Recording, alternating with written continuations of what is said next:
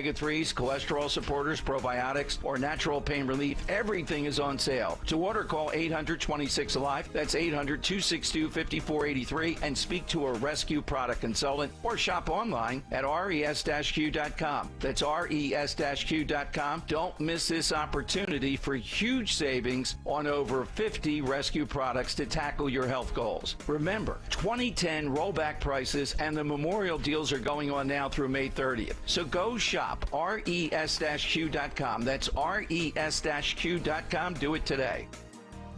Cards issued by Sutton Bank and Celtic Bank, members FDIC. Terms and conditions apply. Are you the decision maker in your company? Consider this. For the first time in decades, there's a better option for a corporate card and spend management platform. Meet Ramp, the only corporate card and spend management system designed to help you spend less money so you can make more. Most corporate credit cards offer points as incentives, but those points amount to less than their worth in real cash value. Ramp's business cards offer you cash back, real money in your pocket. Plus, you control who spends what with each vendor. And Ramp's software collects and verifies receipts automatically, which means you'll stop wasteful spending and close your books in hours instead of days. Businesses that use Ramp add up to 5% to their bottom line the first year. If you're a decision maker, adding Ramp could be one of the best decisions you've ever made. And now get $250 when you join Ramp for free. Just go to ramp.com/250. Ramp.com/250. ramp.com/250. There's nothing quite like local. Local is your weekly farmer's market or homemade strawberry ice cream. It's live music on the corner, yoga in the park, and a chance to try something new. That's why AARP is local, right here in our community, offering free events and enriching experiences that can help with finances, family, and fun. Join AARP Philadelphia and the Barnes Foundation for a free virtual tour of an art exhibit on May 23rd. Sign up now at aarp.org/local. Hi, Stephanie from Emmons. Are you not loving your bathroom? Is the King's Throne looking a little outdated and run down? Let Emmons Design Specialists design a bathroom that you will love and one that Emmons will redo in as little as 1 day. An affordable, maintenance-free bathroom with little to no inconvenience to you and your family. With finance options available, there's really only one problem. Your bathroom will be so nice, your king may never want to come out. Call Emmons today at 856-885-6677 or visit us on our website at callemmons.com. Talk Radio 1210, WPHT, WPHT-HD, WOGL HD3, Philadelphia. Always live on the free Odyssey app. From the Cherry Hill Volvo Studios, where relationships matter. Live and local from Philadelphia. The Dawn Stensland Show on Talk Radio 1210 WPHT.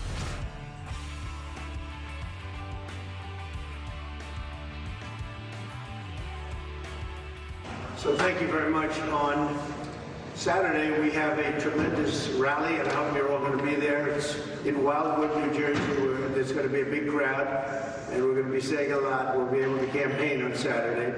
And nevertheless, we have a horrible gag order that shouldn't be allowed. It's never been on. Nothing like this has ever happened. What you're witnessing is a first. I have some articles that came out this morning. Jonathan Turley, the predominant question in the Manhattan hush money trial of former President Donald Trump is not one of guilt, but something far more basic. Is the District Attorney Alvin Bragg's case a joke? Is it a prank? Is it a farce? On Thursday, the answers became clear. It's all of the above, but it's also an abominable abuse of our justice system and a wretched assault on the rule of law. It's Jonathan Turley, and it just goes on and finishes, although it's a long story that's brutal about this case. This case is highly unconstitutional. It's presided over by a very conflicted judge. Conflicted like I've never seen before. He refuses to take himself off the case, and it should be a mistrial. Their objective, of course, was to humiliate and smear Trump with a gossipy tale of sex that had nothing to do with the criminal charges at issue. So that is former President Donald J. Trump within the past 35 minutes, right before he entered court in Manhattan, in New York City, and of course, quoting a legal scholar, Jonathan Turley, who called this case, among other things, an abuse. And you heard that, an abomination. And it really is. an assault on our entire legal system. But I think it was clever that he's quoting legal scholar Jonathan Turley, and therefore these are not Trump's words, because remember, he's under a gag order. So it was a clever use of the short, in other words, every day when he's forced to go to court, which is at least 4 weekdays, and this is continuing, this is week 3 as we now head into this situation where Trump has to go to court. He's ordered to be there. Next week, he does have off a week from today. His son, Barron Trump, who just turned 18, will graduate from high school there in Florida. So the judge did finally give up on that one and allow former President Trump, to attend his own son's high school graduation. We also had a lot of Barron Trump news this week as he's in the headlines at 18 years young. So he's the youngest Trump who will be one of these special delegates and that's exciting for Florida and a proud moment, no doubt, for the Trump family and for Mr. Trump as well as Mrs. Trump. Melania, wished her a happy Mother's Day. You heard me earlier, and we'll probably replay a little bit of that audio, especially my Title IX question, which is making news this morning to President Trump. But we do have locally here, this is a real wake-up call for protesters here in Philadelphia. And by the way, the second time this week that Philadelphia police were called in to professionally, peacefully remove an illegal encampment. This morning, police lining up, dressed in tactical gear, wearing their helmets, face shields, moving in on the anti-Israel encampment at the University of Pennsylvania campus. Of course, I've talked a lot about this week. And the group continuing then to defy orders, locking arms surrounding that Ben Franklin statue there on the College Green, which has been graffitied and defaced multiple times over the past 16 days. And they had covered it again in protest flags. So we know that multiple people were taken into custody, arrested. And by the way, that all happened. That went down. It started at 6 a.m. this morning. They were, I'm told by authorities, that they arrested more than 30 individuals who were resisting arrest and refusing to leave private property. Remember, this is not public property. This is private property.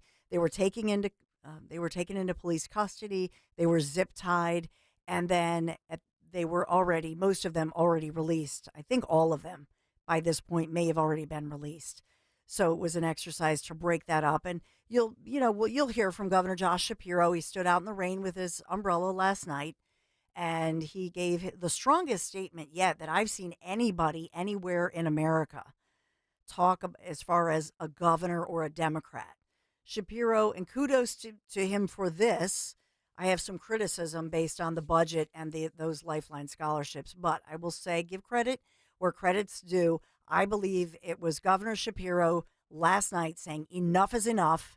This has reached an unacceptable level. This is, he's accepting it's a threat. It's a threatening situation. And so at the end of the day, with Shapiro coming forth, we saw the police getting the order this morning, and they're gone. The second time this week. Good. I think this is a good look for Philadelphia, quite frankly. We don't like campers, all right? Whether you're a drug site in Kensington, that's gone. That's cleaned up. It took just a few hours to clean that up. And with this situation, it took less than an hour to clean this up. Leadership matters. Policy matters. Guess what? The UPenn campus is safe again.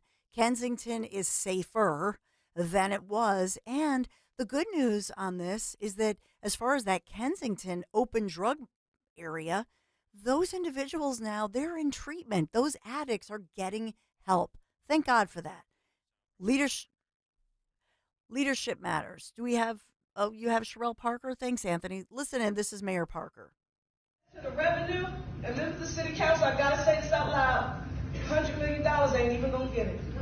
It's a penny in the bucket to build in what we really need, because the ecosystem that I'm talking about, it doesn't exist because nobody's had the courage to make the investment, because this community didn't matter enough. The voting population in this community wasn't high enough. The noise coming from this community, it wasn't loud enough. I'm trying to do what has never been done in this community. Okay, what Mayor Sherelle Parker, and I know we have Christine Flowers who wants to react to all of this. Our friend Christine Flowers, famous columnist, as well as TV regular for her analysis on 6ABC's Sunday morning show. But I will just say this, that the headline in the Philadelphia Inquirer is that Philadelphia City Council is considering blocking Mayor Parker's triage center plan in Fairmount. So Mayor Parker, not only did she order the end to that Kensington encampment, which you just heard her say took courage and leadership, but as well, she outlined this new plan. It's a $100 million plan where she says they're going to have several different drug treatment facilities and they're going to clean up the drug situation. So as far as addiction services, and she's fired up about that too, to get reaction to all of this that's happening. Good morning, my friend Christine. Good morning, Dawn. I am energized after hearing a mayor who actually is doing something, even if she's not going to be completely successful with all of her projects and initiatives. You can hear in her voice a desire to get things done. And I fear that City Council is going to try and block her at every step, or at least some of the people on City Council who are beholden to their most, radical and vocal constituents. But I do think that she has the ability to stand them down. She's kind of Ed Rendell in a dress, only a lot feistier, and and she looks like you and me. She puts on makeup, she wears high heels. No, I think the superficialities aside, I think that Parker, who grew up here, who is a native and who was on City Council, who was in the State House, she's had a lot of experience dealing with different diverse constituencies, and I think that she has the ability to, it seems at the beginning, she has the ability and the desire to pull all of this together. I love what she did in Kensington. Before I was suspended from Twitter this morning, I was suspended from Twitter for— What did you do? Well, I kind of did a mean thing. There was some woman with watermelons in her Twitter feed, the whole Palestinian thing about the watermelon sort of represents Free Palestine. And she was saying some really horrible things about Israel. And so improvidently, perhaps, I said, maybe you should choke on those watermelons. Okay, so that was not good. And I was suspended for, I don't know if they called it hate speech or violence, choke on the watermelons. No, but nobody can take a joke these days, Dawn. Maybe cough. You should have said cough. I should have. Or I should have spelled choke, CH *KE, something. But I'm fine until I think 8:30 tonight. So I couldn't tweet about it. So you're on a timeout. I'm on a timeout. I'm in the corner. I'm in my little chair with the dunce's cap on. But I forget what I was saying about that. Oh, but there were some people who were, I'm able to read tweets, and there were some people who were tweeting about how cruel it was, what Mayor Parker was doing. She wasn't taking into consideration the dire straits of all of these individuals. And I'm saying to myself, these people on Twitter don't care. They've done nothing. They're out there. They're Twitter activists. Not a single one of them has done anything to try and ameliorate the situation. You've got people who are zombies. Essentially, the zombies took over Kensington. It's not good for them. It's not good for the children who are going to school, the people who have to live in that neighborhood.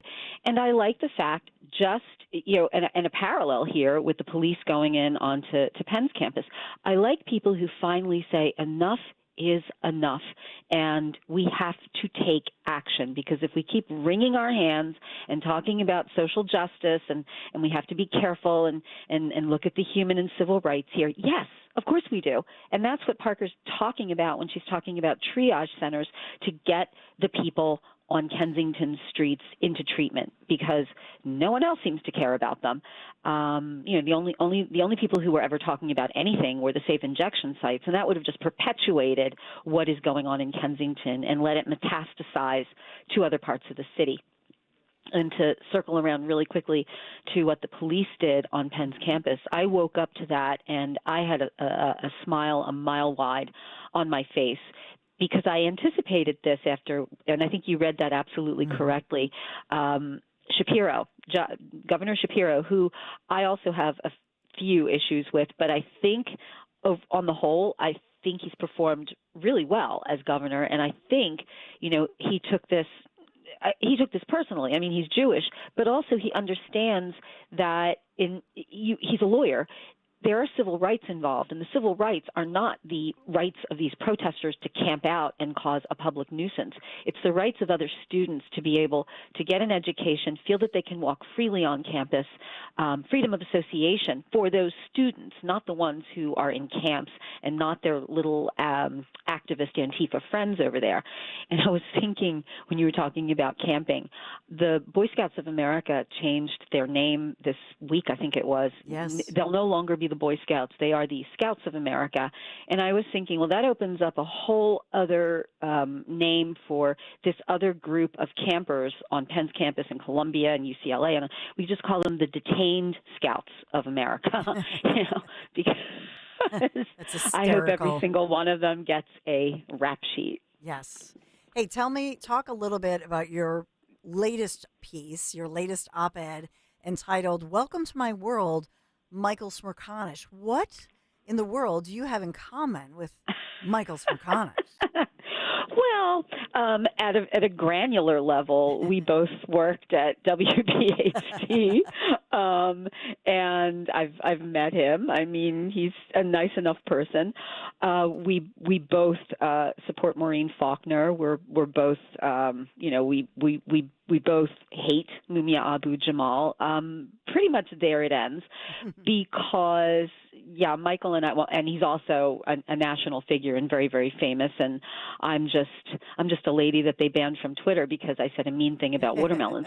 But no, the point of the column was this. It's been Michael's made it kind of a national story that he was disinvited from speaking at Dickinson College's commencement. I think it was supposed to be this weekend.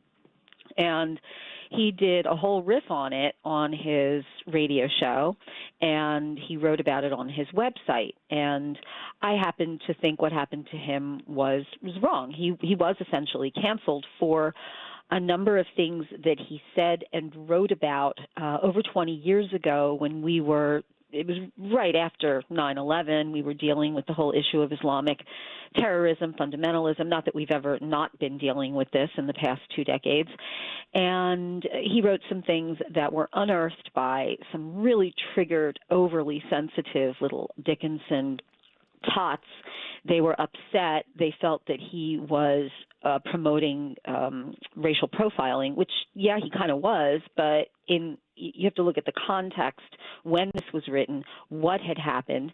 And he got flack for it back then, but he was able to ride the wave. And back then he was a self-defined conservative. He was very strongly conservative. People who are listening now probably listened to him back in the day. And obviously he took a very drastic philosophical detour, but back then it was accepted that what he was saying had more than just a kernel of truth in it. And those Dickinson students didn't like it, and so they started protesting, and there was a move to get him disinvited. And unfortunately, President John Jones, who I remembered the name, and I said, that name sounds so familiar, Dawn. And this was a man with whom I've had some email back and forth. He was a federal judge for the Middle District of Pennsylvania many years ago. And he was the judge. I respected him a great deal. Mm-hmm. He was the judge who decided the intelligent design case back in Dover, Pennsylvania. If you remember, it was about, I'm sure you reported on it, it was about maybe not quite 20 years ago. I think it was maybe 2005, 2006, where there was a school district in, in central Pennsylvania, and they wanted to teach as a course parallel to evolution and biology and what have you. They wanted to teach intelligent design. And there was a lot of pushback from parents that they didn't want this to be taught because they said it was religion and that was violating the First Amendment.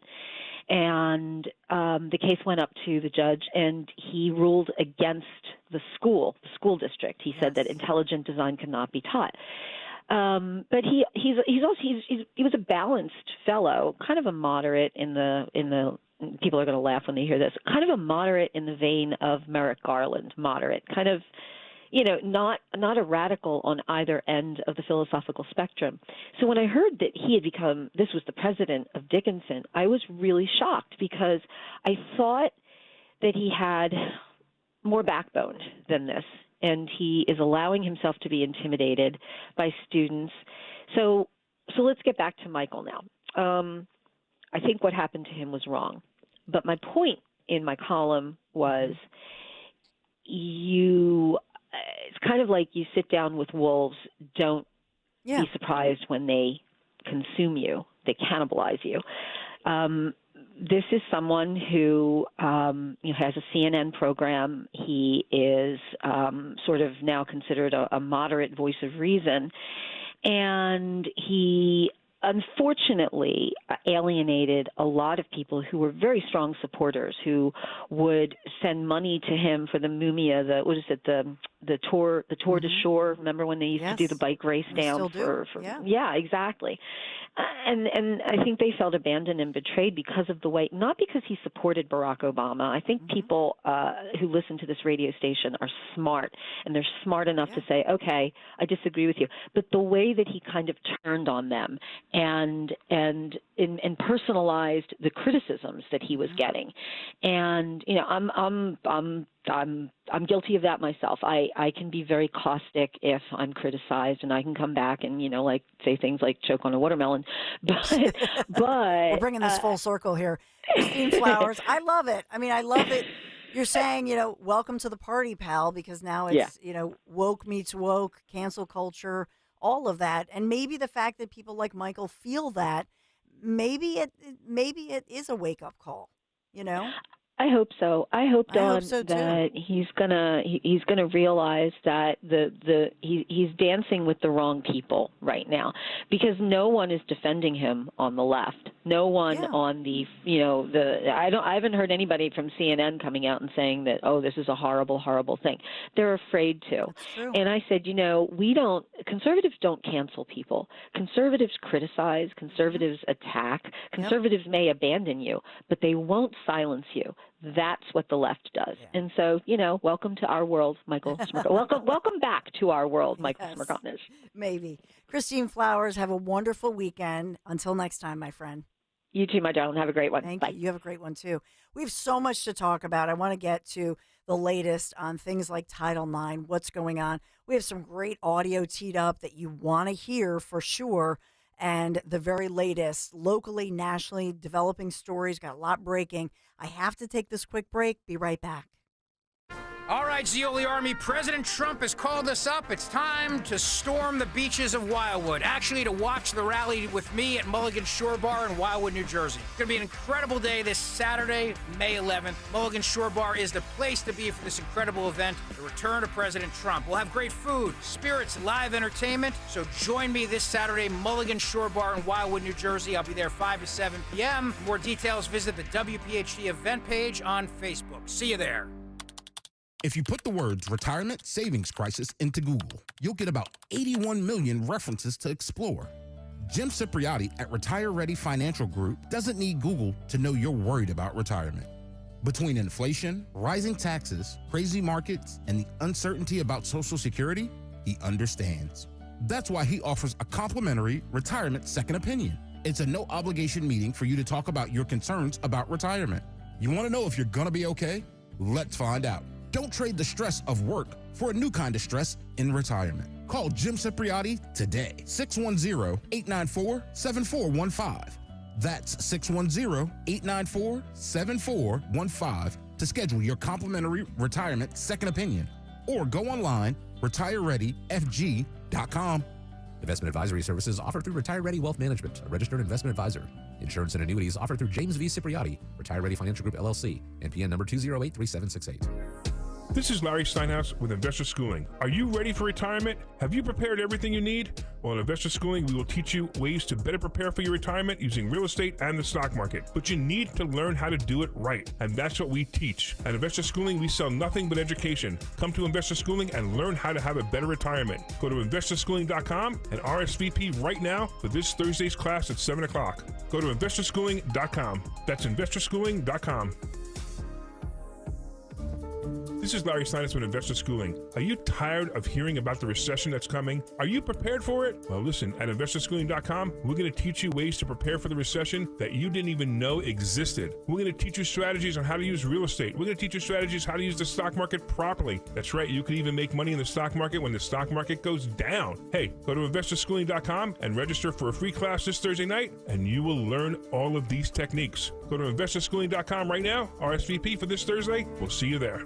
We all hear the radio ads about the IRS. They tell you to be afraid, to be scared, and they try to frighten you into calling. I'm not here to do that. Tax Relief Advocates is different. TRA is here to tell you that if you owe money to the IRS, whether it's $5,000, $50,000, or $500,000, we have a solution. It doesn't matter if you're sitting in your car, at work, or with your kids. No matter where you are, call now. 800-575-6986. Don't lose hope. TRA can eliminate or reduce what you owe to the IRS. Generous programs are now available that can give you a fresh start. Our passion is taxes and helping individuals fix their IRS problems. We have over 1,000 5-star reviews on Google and an A+ with the Better Business Bureau. You don't need to be afraid of the IRS any longer. End your tax nightmare today by visiting us online at TRA.com or call 800-575-6986. That's 800-575-6986. Tax Relief Advocates. Real solutions for real people.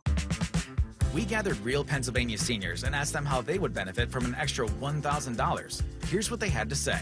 Everything is so expensive these days. Car expenses, repairs. My groceries, heating costs. Medications. Sure, I could easily spend $1,000 like that. Through Pennsylvania's property tax rent rebate program, eligible seniors and adults with disabilities could receive up to $1,000. Check your eligibility and apply online. Paid for with Pennsylvania taxpayer dollars. You're in pain, admit it, but Topperson can change your life for the better. We help back, neck, and shoulder pain, arm or leg pain, arthritis, and just plain old wear and tear. If you or someone you love is suffering, try Topperson. Topperson Natural Pain Relief Cream is safe, moisturizing, and odor-free. Available at quality pharmacies and natural markets throughout Greater Philadelphia and at Amazon, Walmart, and Topperson.com. End your suffering today. Topperson. Rub it in. Use only as directed. At Cherry Hill Volvo, we have absolutely incredible offers and a plethora of both new and certified Volvos from which to choose. We are eager to offer amazingly competitive prices, plus an additional $1,000 Costco discount on all new Cherry Hill Volvos. When leasing or purchasing a new or certified Cherry Hill Volvo, you become a valued part of our team. Join Cherry Hill Volvo for the pricing and attention you deserve. I am Judith Krupnick, president of Cherry Hill Volvo.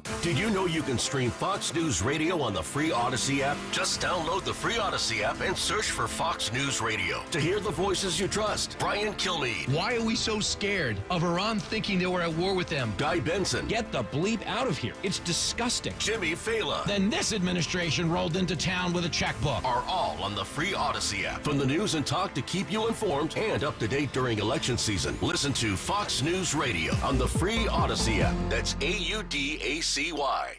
Thanks for calling Toyota. This is Jan. Hi, Jan. I just adopted a new best friend, and I'm looking for a Toyota so we can make the most out of summer. With a new RAV4, you can take your pup for a drive up the coast. You can take a Prius to the park for some tug-of-war. Or you can take a Tundra to kayak at a remote lake.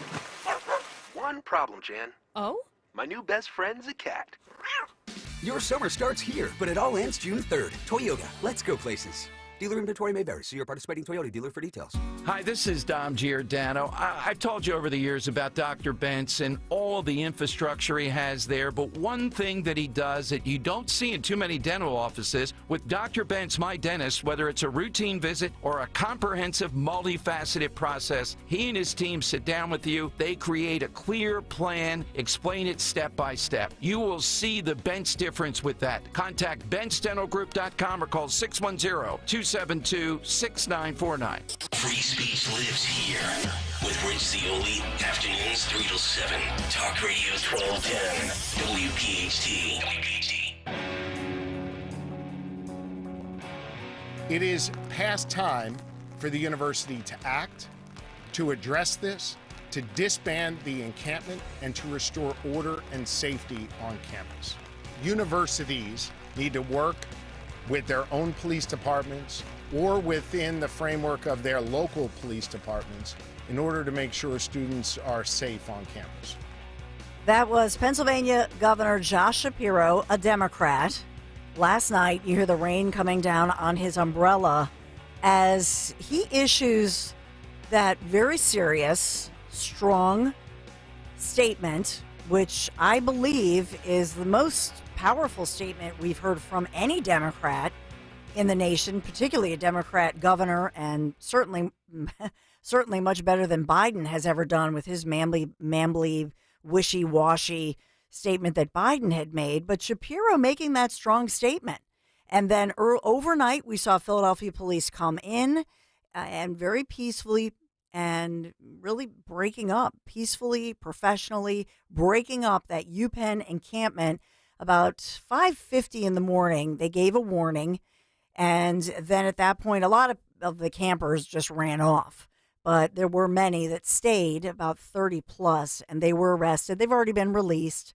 And this is, well, the backdrop here with Biden's lame announcement that he would actually consider withholding some of the armaments to help Israel, our powerful and important ally. And then Benjamin Netanyahu coming out and saying, we will stand alone. We will fight with our fingernails. An embarrassing look for Biden that, by the way, is receiving bipartisan criticism even this morning, as we have 5 American hostages somewhere down in those tunnels being held by Hamas terrorists, and some 129 of those hostages in total, not just, obviously the 5 Americans are among the 129. If you believe that they're all still alive, hopes and prayers that they are still alive. But this is the backdrop.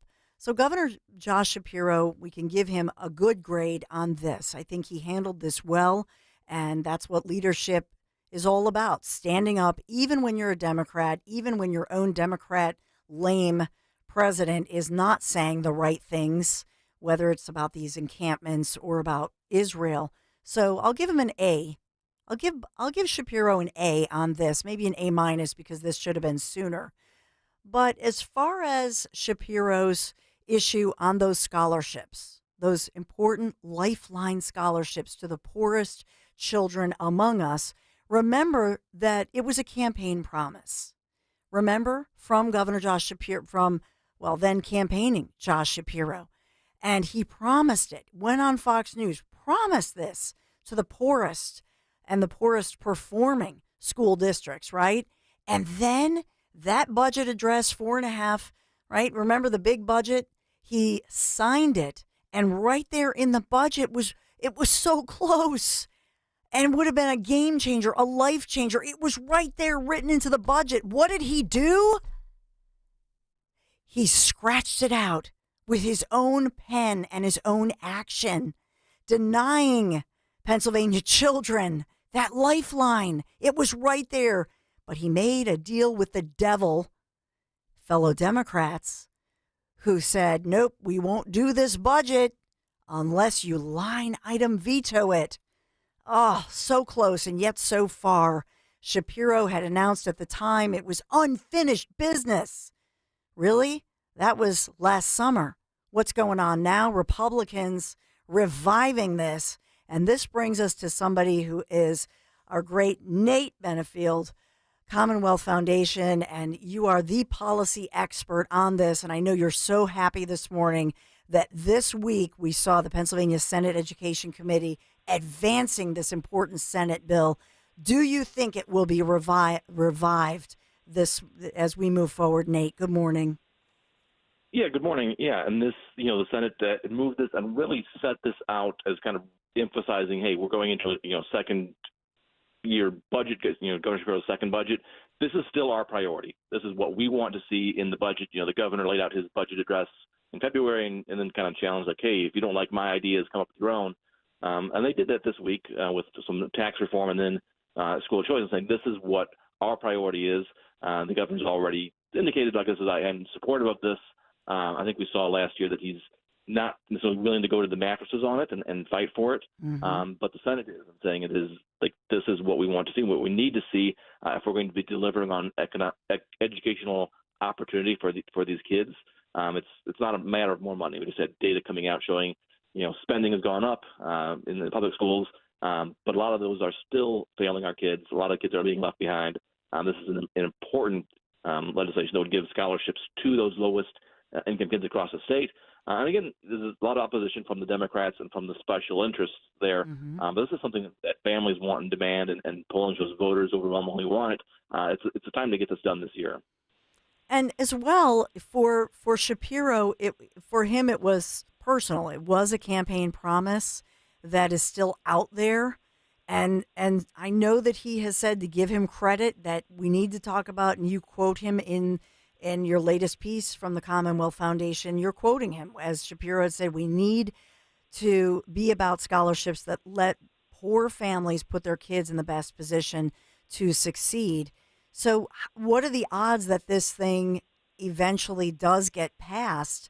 Because you have the Matt Bradfords that we've talked about, the fellow Democrats who have who successfully blocked it the first time with Shapiro.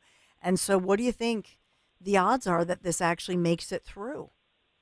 Yeah, I mean, realistically, it's going to continue to be an uphill battle. In the State House, the Democrats have a one-seat majority, and that means that Matt Bradford, as the leader, gets to decide what bills come up and don't come up, even though a number of members of his own caucus, a number of House Democrats, have said they would vote for this and want to see this. So really what, it's going to take, and what we're trying to do, is engaging more parents and voters to contact their lawmakers and keep that pressure on them to take this up and not be, allowing Matt Bradford to single-handedly kill it without ever bringing it up for a vote. So I think there's I think this can get done this year, but it is something that's going to be needing to fight, because a lot of these special interests, and the teachers' unions are out there lobbying for us and bring up all kinds of things. Saying we can't do anything until we have billions of dollars more for public schools and hold off on doing school choice. And even saying in their report they put out there, well, it may take a generation for more funding to improve our public schools.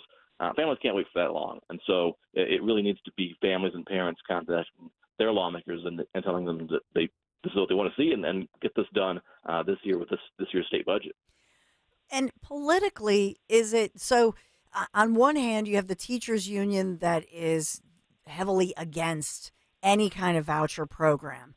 On the other hand, though, is this politically smart for Biden? I mean, does it help if they get this through, because it helps the bottom 15% of performing schools, and then it has to be coupled with the fact of your income. You have to be a certain poverty level or income level. But is it politically smart then to rev this up during, a big election year for Biden? Because now do you not energize cities like Philadelphia, these voting areas that, quite frankly, I don't know that they're too energized, too excited about Biden right now. These are tough times. Does something like this allow a Biden to come in with Shapiro and say, hey, we delivered. We're bringing you this voucher program. So is it politically smart? Yeah, it is politically smart. I don't know how much credit Biden could take for it, but it is a thing where it is, and the polling shows not only does it overall support, but in cities among African Americans, it's even stronger support in cities and among African American voters that they want to see educational choice, and part of it is alerting to them to how lawmakers are voting. And holding this up, because one thing I've actually seen is, some of these lawmakers go to the local schools, the private schools, even the charter schools, and say, hey, I love these schools. I love what you're doing here. I love the kids you're serving. And I'm, going to do great things for them. And then go to Harrisburg and state capitol and vote the wrong way. And so I think, what we do at Commonwealth Foundation and going on, talking on your show is telling people and showing them how their lawmakers are actually voting, because they are often against their interests. And I think this is an issue that really is important for some of those voters. And we saw this. I think the best example is in Florida, where they expanded educational choice, and Ron DeSantis did tremendously well among African American and Latino parents because of their expansion of school choice. Yeah, and I saw one of your headlines, I think it was last week. One of your headlines was, "Our voters buying what Shapiro is selling," talking about inflation, education. Our voters, does something like this energize all voters in Pennsylvania? Or what do you see here where voters, because quite frankly, in this age, a digital age, especially younger voters, are pretty savvy. And so do they see beyond some of the slogans and feel what we're feeling with inflation, higher prices, and kind of, even the mental depression that younger people are suffering with? Does all this play into this? Yeah, it certainly does, and I think in that piece kind of looked at what Shapiro campaigned on, and you mentioned they campaigned on lifeline scholarships. He campaigned on making Pennsylvania more competitive and making for business and creating jobs, lowering taxes, and really that's what voters see, and they want to see lower cost of living, and then contrast that for what he has pitched in his actual budget being very, very different, and voters don't like that and see that, and really they've come to see that government spending is really what's caused higher inflation. It's not corporations suddenly becoming greedy. It was the government programs that, in the overspending, that really led to this inflation and higher cost of living, and it really is stretching a lot of families at all, older families, younger families, in just making ends meet. Yeah, and I want to ask you about that as well as we look at, across the Philadelphia so-called collar counties, Montgomery County, Bucks County, Delaware County, and I believe Chester County, but especially in Montgo and Bucks, as well as Delco, they're seeing significant tax hikes going into effect right after, Democrats have come into power, or fairly recently. How much does that play into this? I know in Montgomery County, they just had, I want to say 10 months ago, significant tax hikes, and now there's another one coming. How much does that play into election year politics when you're seeing this and people feeling it at the local level? Oh, it certainly does, especially when that tax bill comes due and people feel the impact of taxes. And we've done some polling on how people feel about taxes, and not surprisingly, overwhelmingly feel that taxes are too high and been growing, and almost no one says the taxes are too low, and you really are kind of seeing that in some of the local levels, both with the election and with, I think what happened was a lot of new programs and overspending when the federal government came in with all of their COVID funds, and now kind of saying, hey, let's keep these programs going and have to raise taxes to do it, and realizing that this overspending problem is driving up taxes and taking more out of the pockets of working families, and I think that is going to hit home at the polls coming up in November. Yeah, it's so true. Well, Nate, as always, thank you so much. Your policy expertise, and a lot of times you just explain things in such a common sense way, and we really appreciate you. They're biggity big, as I say, a vice president at the Commonwealth Foundation.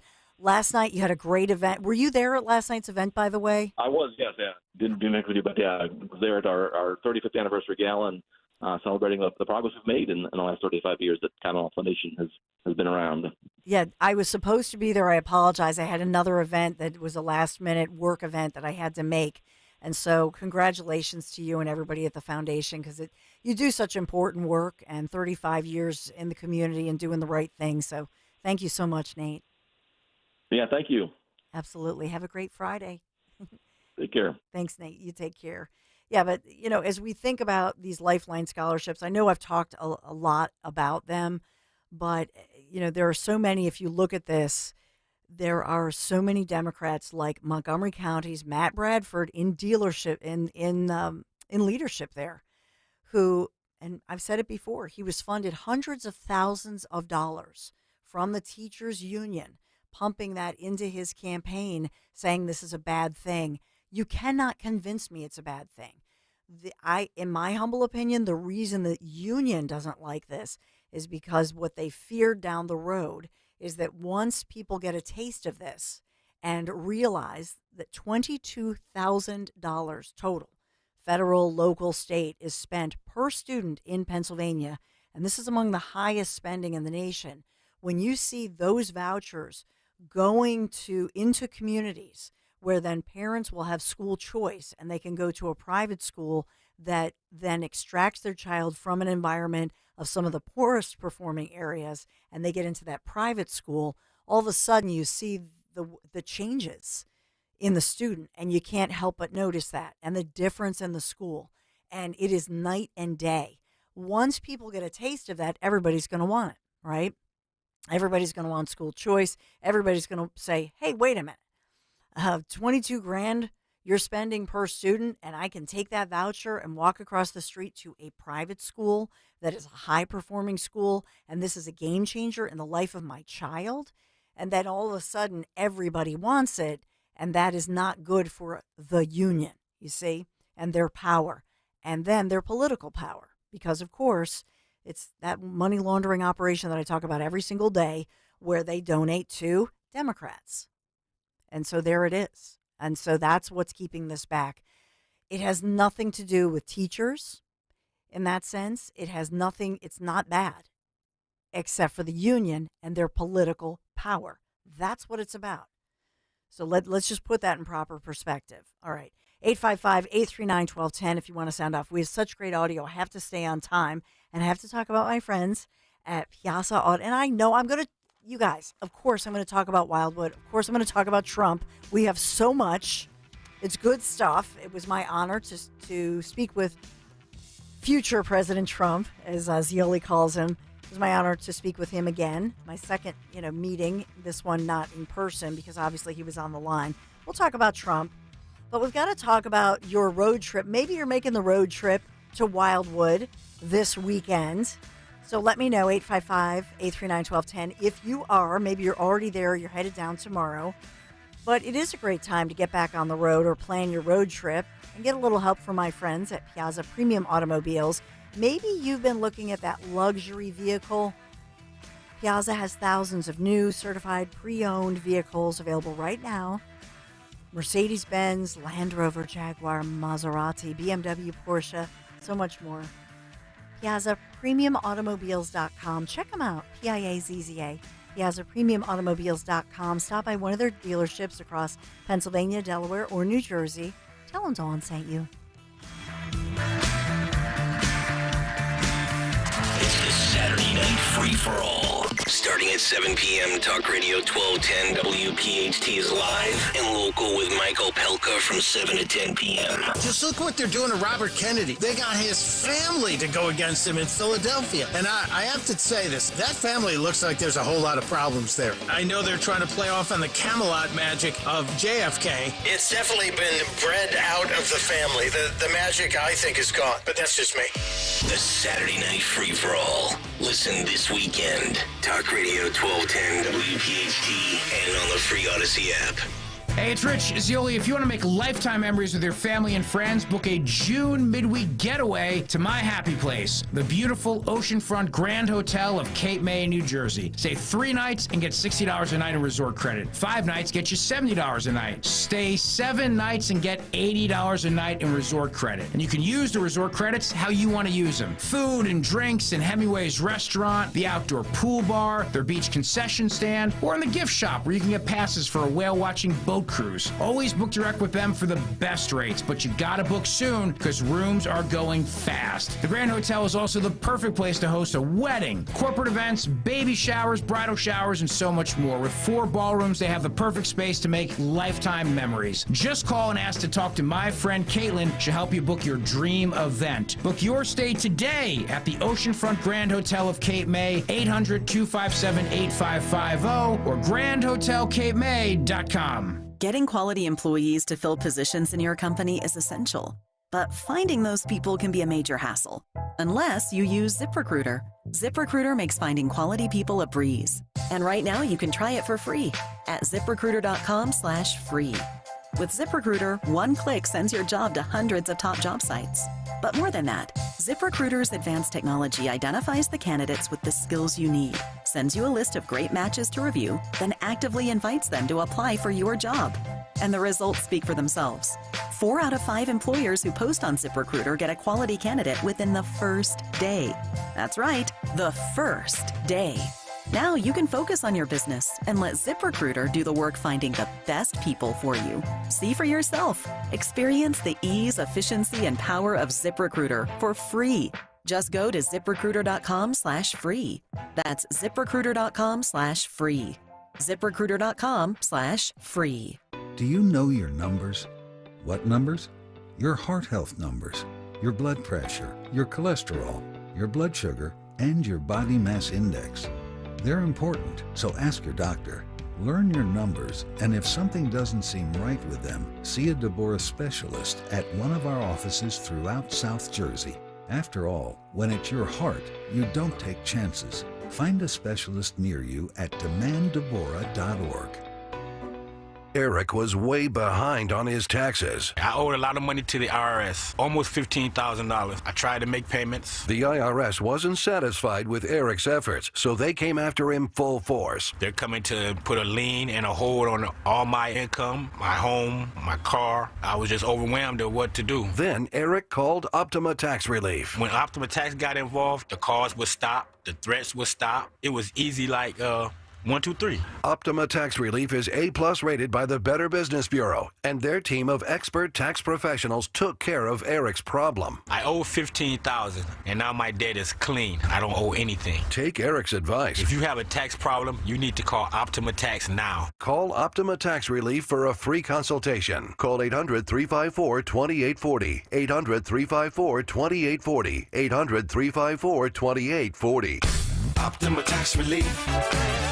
Some restrictions apply. For complete details, please visit OptimaTaxRelief.com. When you need to know, depend on KYW News Radio 103.9 FM. UPenn placed 6 students on a temporary leave of absence as the pro-Palestinian movement on campus continues. A Delaware County nonprofit that dispenses charity funds raised more than $1 million during a day-long fundraiser. 14-year-old Kevin Sullivan is the newest member of the Philadelphia Union and a 5th youngest player in MLS history. Get the latest anytime on KYW News Radio. Now on Crystal Clear 103.9 FM. You've never needed us more. Fargo, the new virtual assistant from Wells Fargo, makes banking faster and easier. Like this. Fargo, what's my checking account routing number? And this. Fargo, turn off my debit card. And this. Fargo, what did I spend on groceries last month? And that's just the beginning. Do you Fargo? You can in the Wells Fargo mobile app. Learn more at wellsfargo.com/getfargo. Terms and conditions apply. Your mobile carrier's availability and message and data rates may apply. Wells Fargo Bank, N.A., member FDIC.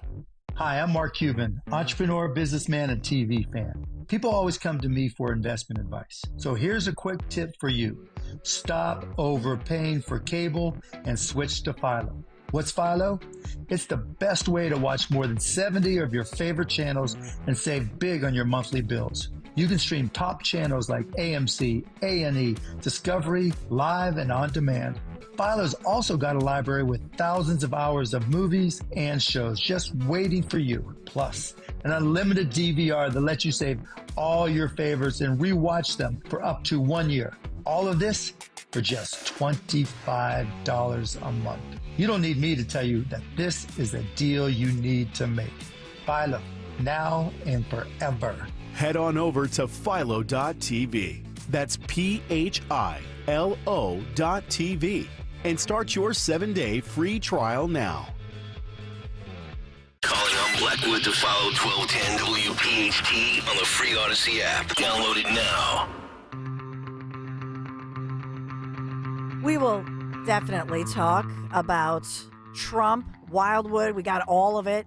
Got some new details for you. I do want to get to this story. We've talked a lot about these interviews and campaign statements by President Joe Biden as he talks about inflation. You know, in Wisconsin, we're seeing Wisconsin this week as he was out there and he was basically saying, I'm the job creator. I'm creating the jobs. I'm good for the economy. Trump is a job killer. And he says these things, and even in that sit-down interview we've talked a lot about on CNN this week. where he's just making this stuff up. I don't know if he believes it or the audacity of this individual to even push back and say, oh, no. Times are good. What are you talking about?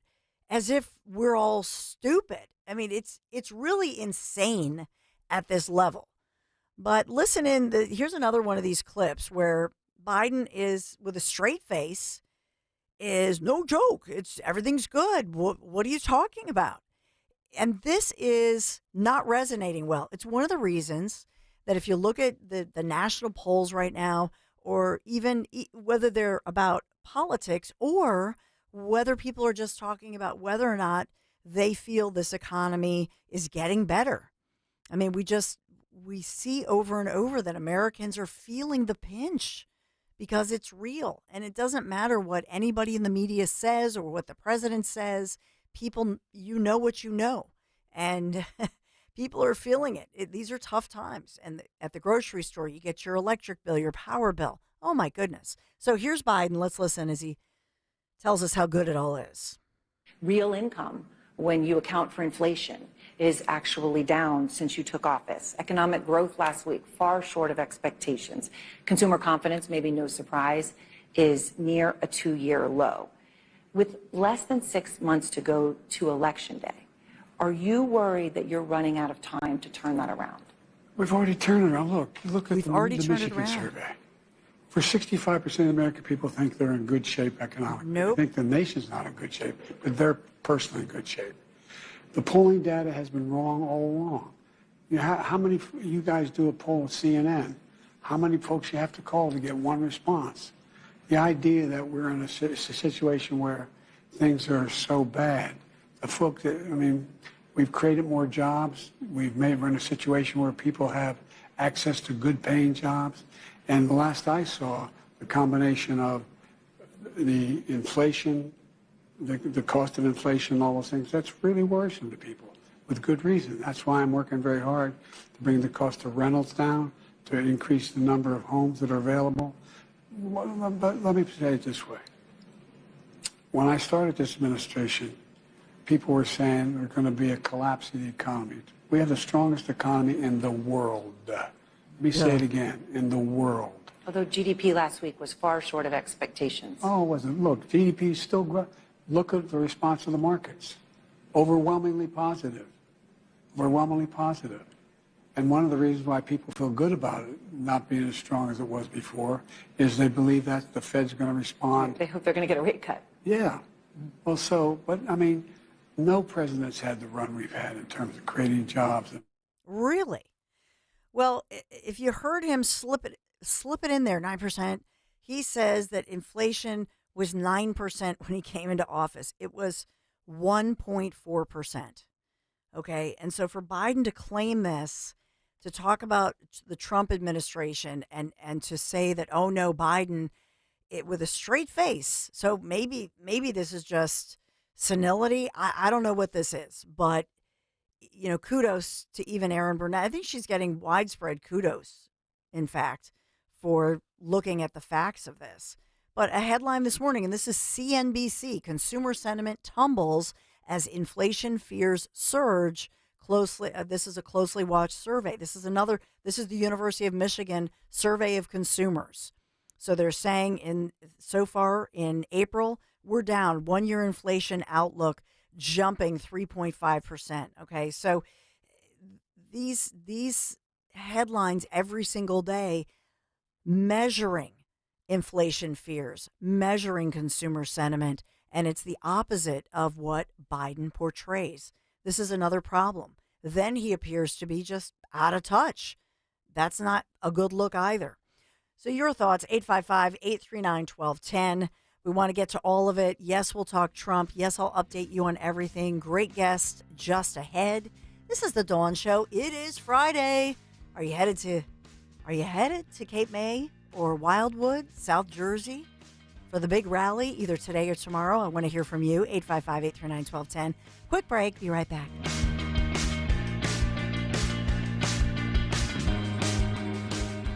Your weekend just got a lot better. Sunday mornings with Barry Siebel and friends. I wish my mom was around one more time to tell me clean your room, or my dad taking me to Levis's for that special hot dog and a cherry chocolate Coke. And then, Dad, can I borrow the keys? Big date tonight. Come on, Dad. He never said no. So many fond memories. If you're fortunate to have your grandparents and parents, don't take it for granted.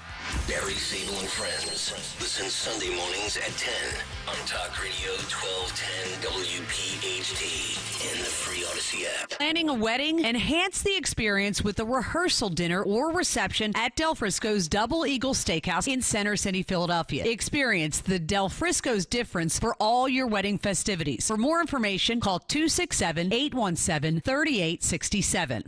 Don't miss the Labor and Energy Show with J-Doc and Krause, brought to you by Advocacy United, this Saturday night at 6. Find out about the important issues that'll affect you. The Labor and Energy Show, Saturday night at 6 on Talk Radio 1210 WPHT. Hi, I'm Rachel, and I have a serious heart condition called hypertrophic cardiomyopathy, or HCM. Some symptoms include being short of breath, feeling tired, or having dizziness or chest pain. I still had symptoms on my beta blocker, so I asked my cardiologist about any treatment advances. It was a breakthrough for me. That's why I'm working with Bristol Myers Squibb to raise awareness about HCM and to help others like me. Talk to your cardiologist today and visit hcmrealtalk.com for more information. Sponsored by Bristol Myers Squibb. At Infinity of Westchester, we believe in transparency, fairness, and above all, serving our customers with care. Whether you're looking for a brand new Infinity or a reliable pre-owned vehicle, we have something for everyone.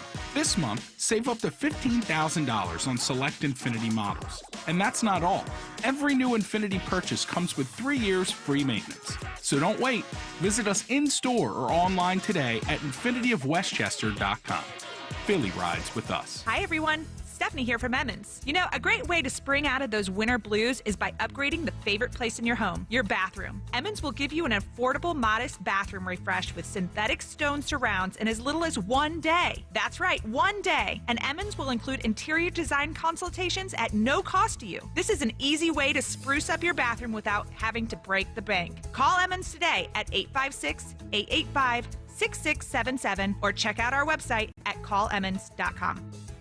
Drowning in IRS debt? If you can't afford to pay your IRS debt due to economic hardship, you can now be free of IRS collection efforts by taking advantage of a special IRS tax hardship program. This program allows Americans who owe the IRS to resolve their delinquent tax debt once and for all. In some cases, maybe even reducing what you owe significantly. An open phone line has been established by Community Tax for consumers to call and see if they qualify. Simply dial 800-578-2415.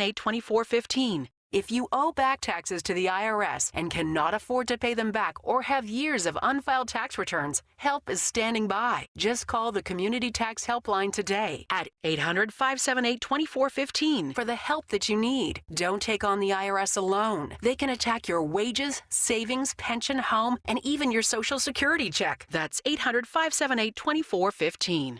To see if you qualify, that's 800-578-2415. She wants to be a doctor. Okay, Dolly, say ah. He's going to build houses. Dad, I need more nails. Kids have big dreams. You can help them come true by planning for their future education by considering the PA 529 College and Career Savings Program. Reward your child with opportunities for a bright future and give them an early start on a rewarding finish, a career they've always dreamed of. Discover more at PA529.com or call 800-440-4000. Paid for by the PA 529 College and Career Savings Program. This is Dr. Marianne Ritchie. Your radio doctor is sponsoring Diapers for Darlings, inviting you to donate disposable diapers for needy mothers. Visit yougivegoods.com. All donations go to Catholic Social Services, but be assured diapers go to moms of all faiths. What they share is the need for our help, so they could comfort their new little angels, because every life is precious. Visit yougivegoods.com and search Diapers for Darlings. Talk Radio 1210, WPHT, WPHT HD, WOGL HD3, Philadelphia. Always live on the free Odyssey app. From the Cherry Hill Volvo Studios, where relationships matter. Live and local from Philadelphia. The Dawn Stensland Show on Talk Radio 1210 WPHT. To tax or not to tax? That is the question in Pennsylvania. We know that our state Senate here wants a biggity big tax cut. As I always say, biggity big is bigger than big and better. $13 billion tax cut. That's what passed in the Senate with bipartisan support. And now we await the action in the State House of Representatives here in Pennsylvania. Will you get a tax cut or won't you? Well, it depends on who you talk to, who you support. Republicans want Pennsylvanians to get some tax cuts. Democrats, many of them not so much, but that's one of the headlines at Broad and Liberty. Our friend Terry Tracy, who's the biggity big at Broad and Liberty, as I call you, my friend Terry Tracy. It's so good to have you here this morning. How are you? Tallest midget at the circus. Thanks for having me, Dawn. Glad to be back. It's good to have you here. We'll get into taxes. We'll get into Trump. But first, since it's your alma mater, University of Pennsylvania, police being called in very peaceful, very professionally, moving out the encampment that is no more at UPenn with graduation looming May 20th. Your reaction to all of it? So I went there. I went this morning. You know, your crackerjack reporting staff at Broad and Liberty showing up where the action is, right? And, you know, in many ways, it's important symbolically, which we can talk about, but practically speaking, it was a whole lot of nothing. 95% of that campus doesn't know what's going on and doesn't particularly care. Especially during finals week. Yeah, exactly. Right? I mean, there were kids jogging, and there were, staff walking around and people going to class, and it looked like a normal day on Penn's campus. Now, of course, on the college green, it was far from normal, and its implications, ripple as far as the White House and into the Gaza Strip itself in many ways. But I thought it was a really interesting dichotomy. Obviously, what happened was the right thing to do, was long overdue. The governor, the university president said the right things, albeit I think too late. But they said the right things, and the police departments of both the University of Pennsylvania and the Philadelphia Police Department took the right action this morning. But it's when you're standing there and you're seeing 30 or 40, woke whatevers screaming into the night, and the police largely peacefully removing the encampment, it really begs the question: what took everybody so long, right? Why the longer these things go on, the harder, the more complex they get, and it creates a lot of unnecessary drama. Had they just done this to begin with and said, look, you have every right to exercise your First Amendment, but you have to do it within the confines of, respect and the policies of the university, we wouldn't be here today. And quite frankly, we wouldn't be seeing the capitulation in the White House that we're seeing either. It's so true. When we talk about the UPenn campus, and now this is gone, I think it is a good look for Philadelphia that this is the second time this week that an encampment has been cleaned up. Yeah. I think our beautiful city of Philadelphia has a good look compared to, let's say New York or out on the West Coast, all of those headlines. It probably won't make national headlines for whatever reason, but I'm proud that in our beautiful city, very quickly they illustrated what leadership looks like here. And we got rid of these encampments, and we're all better for it. Bravo, Madam Mayor. Bravo, Yes. Madam Mayor. And I was working on a piece this week with the team saying as much, but we were almost loath to publish it because we thought, coming from our editorial pages, it might give too much credence to some of the activity you see on social media that is criticizing Mayor Parker for following the law, right? For doing the right thing, just because it's what maybe a Republican mayor or Republican governor would have advocated for or done, and she's taken some flack for that. But she's really, I think, impressed in many ways. And as a purely political matter, it sort of shows you the paradox of identity politics. Here you have a black woman mayor who ran on law enforcement, who regular voters elected because they wanted to see the city cleaned up. But, because she checks the right intersectional boxes for progressives who are obsessed with identity politics, she's able to neutralize a lot of the criticism to being on the margins. I did see Jamie Gauthier, the city councilor that represents West Philadelphia, Penn's campus, on there, criticize her this morning. And I think Krajewski, the state representative that has part of University City, said some things that were very sort of whatever, blah, well, First Amendment and peace and Philadelphia's a history, whatever. I don't even know what they were saying other than it was, the mayor really ought to have not done this because there was no substance behind it really. But other than that, I've seen very little criticism of what she's done. And it's not just on the grand scale too. If you look at her budget proposal, she actually stripped $1 million in funding from Prevention Point Philadelphia. Prevention Point Philadelphia is a nonprofit that's based in Kensington that provides sterile syringes to drug users. Mm-hmm. And what she said was, and critics are saying, well, this nonprofit gives sterile syringes, so if people are going to use them, at least they're not spreading drugs around, and it might prevent the spread of disease, or prevent HIV. But what she says, that's fine. I'm not debating the health benefits for someone who is using to use a clean syringe. I'm not going against the science. That's not what this is about. My administration will not fund this activity. The taxpayers of Philadelphia will not be on the hook for this. I want the people who need care to get the care they need. That should include clean syringes, but this is not the taxpayer's responsibility. It's not the mayor's responsibility. What the mayor's responsibility is to clean up this mess, enforce the law, and bring the resources that I have to bear to rebuild this community and advocate for this neighborhood. That's my job. That's what she said at the town hall, and she's spot on and deserves credit. Yeah, we played some of that audio earlier. I think, isn't part of this a case of NIMBY? The fact that not so far as the Fairmount Park area that she wants to, have this so-called triage center. It's not, how far is it from Girard College or the prep? Right? I mean, this is in an area where I think a lot of people say, ugh, yeah, triage center. These are addicts getting help in my community and the art museum vicinity. I mean, isn't that what we're seeing here? That's certainly part of it. It's definitely NIMBY. I think it's a relatively new Councilman Young, I believe his name is, right, who represents that district. Certainly raised that issue and wants council to have the ability to approve those leases or have some if they can approve them, they can veto them, I think he said. But, then there's the practical reality of what do you do with these people who have been allowed to be in these encampments for years? And this is where, the rubber meets the road in governing. So I don't know all of the particulars about what the mayor's considerations were as it relates to this, but my guess is that the reality was for her that some of these folks needed to go somewhere to get it to be held in order to find a long-term solution.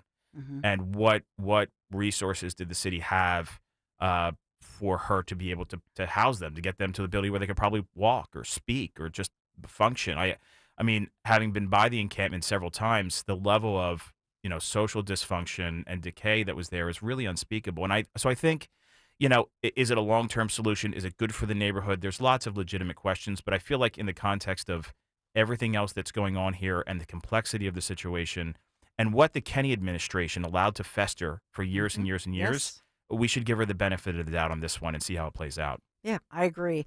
As far as the UPenn, the University of Pennsylvania interim president, J. Larry Jameson, Dr. Jameson released this statement, and I'll just read you the very end of it. It's a long, thoughtful statement, page and a half.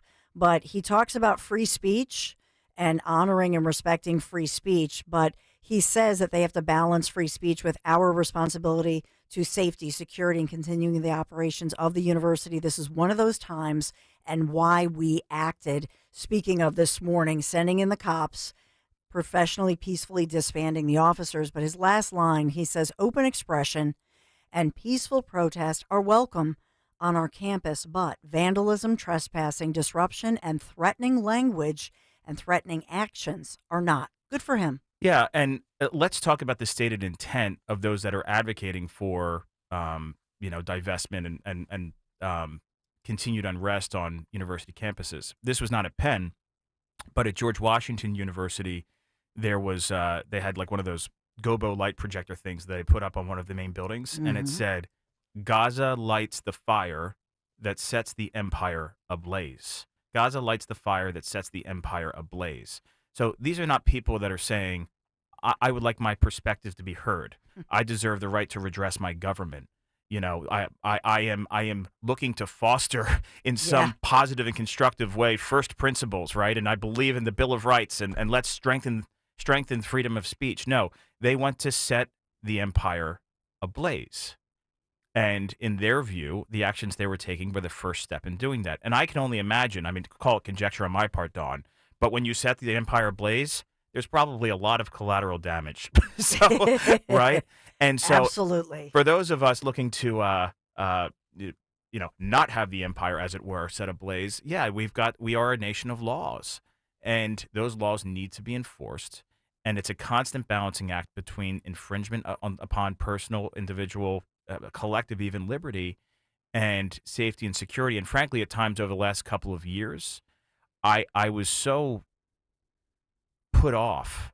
I was so unsettled by so many people's willingness to exchange their liberty for security during the COVID era. Right? Yes. We were we as a collective, as a population, were so willing to allow the government to do whatever it thought it needed to do, and too frequently infringe upon very basic rights for security. So, and those who advocated for such a dynamic over an extended period of time typically came from progressive precincts. So if there's anything good to come from this, it's progressives once again discovering the value of free speech, individual liberty, and the Bill of Rights in the American Constitution, because we were too willing to throw it out from 2020 to 2022.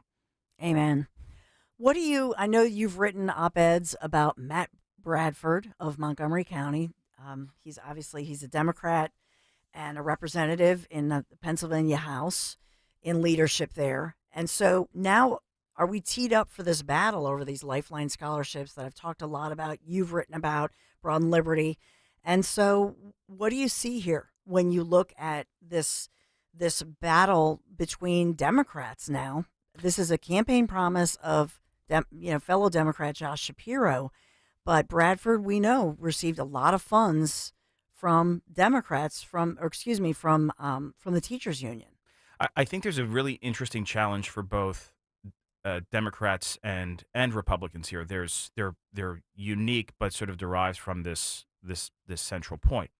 I think for Democrats, one of the things that's been interesting to me is I've seen in political chatter coming out of Harrisburg, whether that's from our sources or whether it's from press releases, that before the ire was really directed at the governor from Republicans. They were saying it was Josh Shapiro who betrayed the people of Pennsylvania, who broke a campaign promise, who has let the poorest and most vulnerable amongst us down. The pivot that I've seen in their language over the course of the last couple of weeks is they are now training their sights on Majority Leader Bradford from Montgomery County. They are calling him out. They're calling him out by name, and they're saying this is the guy that prevented this deal from getting done last year, and we can't allow him to do it again. Should you take the governor at his word, which is questionable on this particular issue, I do think there's a deal to be struck here. And my guess is that this, for Bradford, I think was less about ideology and more about just sort of brass knuckle politics. I think, they had a very vulnerable House majority, only one seat, and for much of last year it was tied because there were a couple of special elections. And so letting powerful special interests or donors, i.e. the teachers union, ruffle feathers within the caucus would be bad for him politically, particularly in the early stage of his tenure as majority leader. And I also think, he doesn't like the idea of a Republican Senate negotiating directly with a Democratic governor and cutting the House out. Mm-hmm. And so I think there's a lot of sort of good old-fashioned power politics at play here.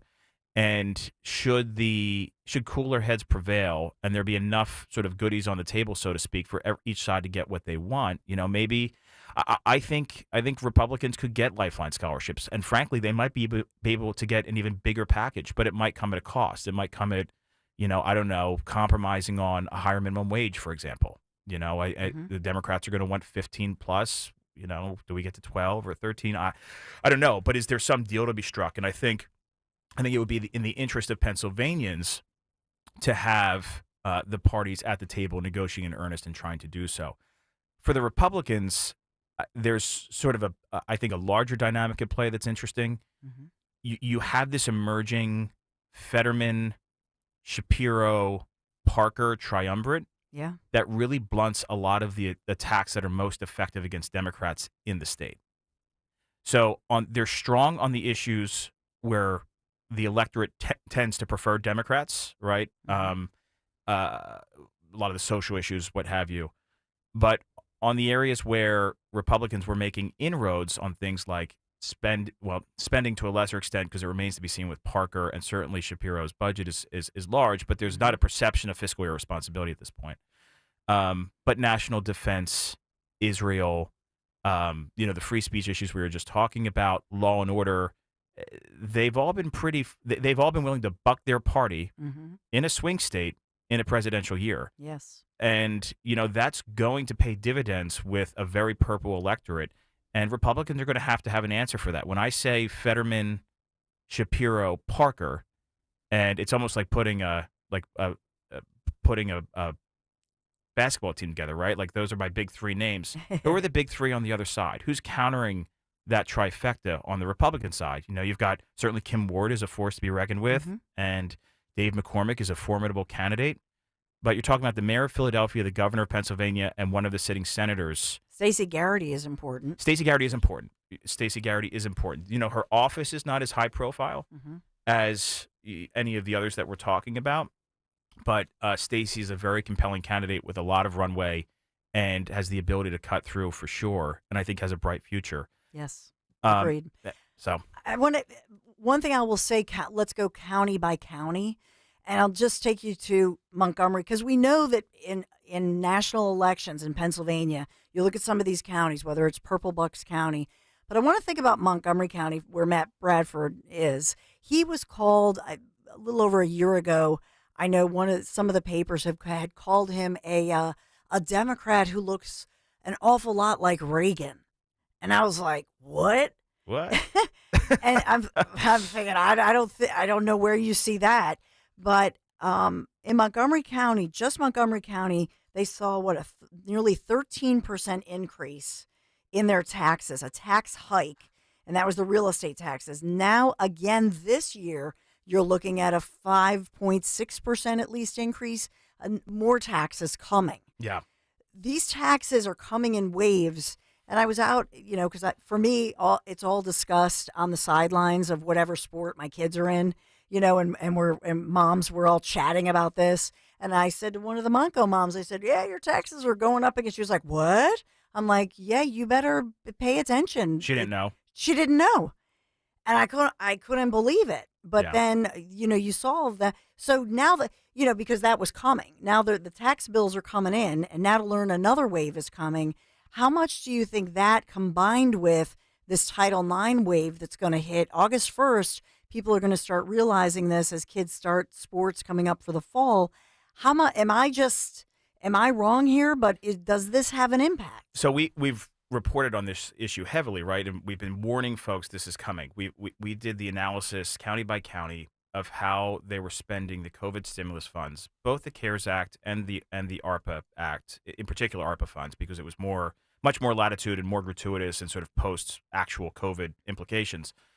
But what we saw consistently across the board was very progressive county governments committing to fixed costs over an extended period of time using one-time revenue sources in order to fund them. And so those funds all have to be allocated by the end of the year. They all have to be spent by the following. We're not even through all of those funds, and we're already seeing double-digit tax increases across the board. It was 10 in Montgomery last year. If we went back 10 or 15 years, Dawn, I mean, you've been in this business a long time. Mm-hmm.